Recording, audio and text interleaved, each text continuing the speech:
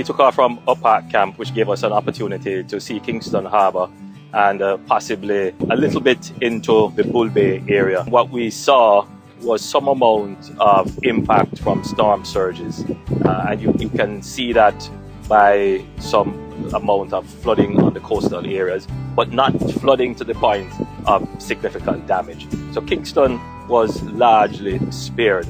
We started to see damage to residents when we started to enter areas like Old Harbour and Alligator Pond and here, where I was literally counting in Great Bay and the general Treasure Beach area about 100 homes that suffered roof damage.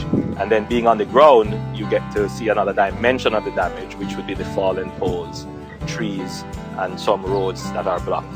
Now, for the residents who live in these areas who are inconvenienced and displaced and dislocated, this is serious, and the government will act in a speedy way to assist the recovery process.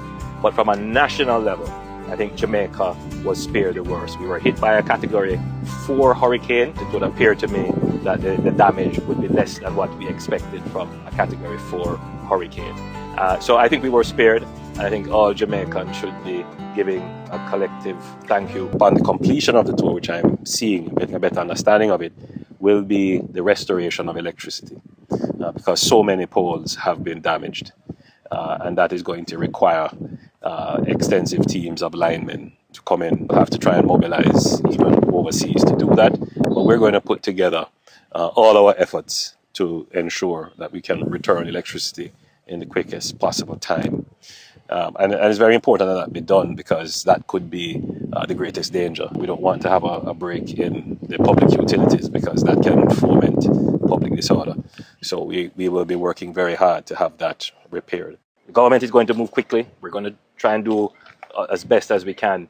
But when that is paired with someone who has been impacted, but say, I'm going to take responsibility and do what I can, then the two things work together for speedy recovery.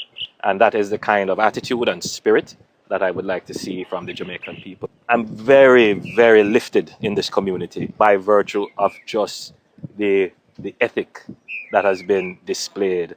Yes, people have been displaced. Yes, they have damage, but their spirits are high. They're very optimistic. They're very positive. And yes, they're looking for help from the government, but you get the sense that they are mobilizing. They're cleaning their roadways. You know, they have started to nail on back their sheets of zinc, and they're taking action. And I think that has to be the spirit.